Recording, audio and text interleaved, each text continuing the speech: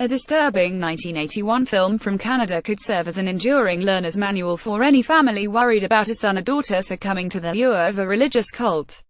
The movie, Ticket to Heaven, describes how a young man, adrift and vulnerable, falls prey to a sect closely resembling the Unification Church of the Rev. Sun Myung Moon. Deprogramming, rescuing him from the zombie-like state into which he has fallen, proves a challenge for his friends and relatives. More than 3 decades later, A Ticket to Heaven is what Abdiriak Warsame thought he had bought when he and other young Minneapolis men of Somali origin came under the spell of recruitment videos posted online by the Islamic State.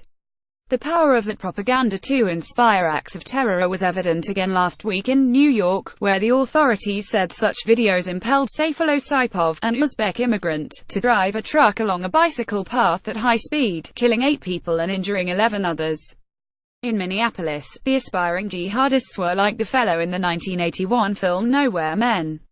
They felt distant from both family traditions and the conventions of their adopted country. In 2015, they set out to join Islamic State fighters in Syria, only to be arrested by federal agents who had them under surveillance. "My son was brainwashed because he was watching this propaganda video," Mr. Warsame's mother, Deqa Hassan, said to Retro Report. "He thought that if he go to Syria, he's going to go to heaven and all my family is going to go to heaven." Retro Report, a series of documentary videos that mine past news events for their continuing relevance, explores the behavioral threads that run through the Islamic State, also known as ISIS or ISIL, and apocalyptic cults from years ago. "When you're in a vulnerable situation," Leslie Wagner Wilson said, "by gaining your trust, slowly, you become indoctrinated into the ideology of the organization." That description fit Ms. Wagner Wilson and her family 40 years ago. They were mesmerized by Jim Jones, a charismatic figure who declared himself God incarnate. He founded the People's Temple, a cult that promised a future utopia where poverty, racism, injustice and war were banished. Based first in Indiana and then Northern California, Mr. Jones drew thousands to his side. But he became ever more paranoid, and his behavior ever more erratic and menacing. In the mid-1970s he moved his flock to a jungle base in Guyana called Jonestown. On November 18, 1978, feeling threatened by deepening scrutiny from American officials and the news media, Mr. Jones organized one of history's most devastating acts of mass suicide and murder. He compelled his followers to drink a fruit punch laced with cyanide. Ms. Wagner Wilson managed to escape in time with her young son. Others in her family were not so fortunate. They died, along with more than 900 others, including at least 270 children, their bodies strewn across the jungle floor.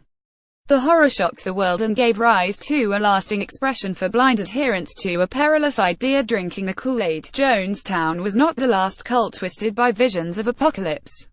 Aum Shinrikyo in Japan, the Branch Davidians in Texas, Heaven's Gate in California, the non-religious Manson family, all had faithful disciples. All embrace death. Now, groups like the brutal Islamic State and the Shabab in East Africa are magnets for several thousand readily duped Westerners, including scores of Americans. Many of them feel isolated from family and community, and long for something to believe in. They're typically young men like the Minneapolis Somalis. ISIS tries to instill that there is something greater that you can be doing, Mr. Warsame said in an interview last year with the CBS show 60 Minutes, after his arrest and before a federal judge sentenced him to 30 months in prison.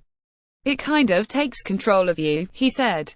Social media and online videos are powerful recruiting tools that the Islamic State has exploited skillfully and aimed at young people like him and his friends. If they're living in a context where they feel alienated, they feel like they're not getting a fair deal, they can be open to indoctrination, Charles B. Strozier told Retro Report.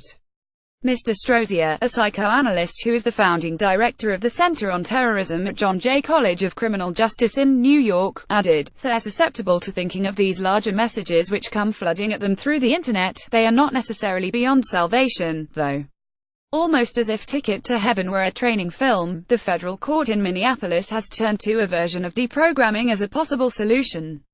Only the word used in connection with jihadists is de-radicalization. The court invited in Daniel Kuhler, founder of the German Institute on Radicalization and De-radicalization Studies in Berlin. Mr. Kuhler has concluded that extremists of all stripes share a sense that what is wrong with the world and what is wrong in their own lives are intertwined. Many high school or college students feel woebegone parents are annoying or teachers are oppressive. Most young people figure out that there are various ways to cope.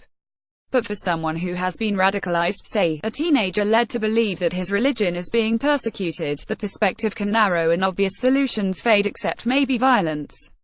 Mr. Cooler calls it depluralization. What he attempts, he told Retro Report, is to repluralize the worldview, make it broader again, make them understand that there are no easy answers for single problems. That means, in part, reintegrating them back into the larger society and inculcating skills other than how to fire an AK-47 or strap on a suicide vest. He thinks that progress has been made with some of the young Somali men, but not all. The judge in Mr. Warsame's case, Michael J. Davis, said he remained unpersuaded that the defendant had abandoned jihadist aspirations. While the Islamic State in recent months has lost much of its territory in Syria and Iraq to United States-backed coalition forces, experts say it is not defeated. Thousands of militants remain in those two countries and presumably are still able to tempt gullible Western recruits, who are within reach via laptops and smartphones. And there's always a chance that new death-hugging cults will arise. If the past is a guide, some young people are bound to be seduced into picking up a gun, convinced it's their ticket to heaven.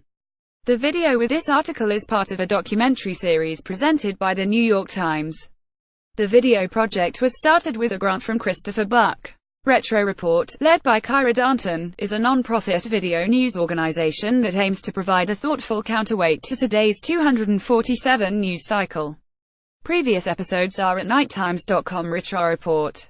To suggest ideas for future reports, email retroreport@nighttimes.com.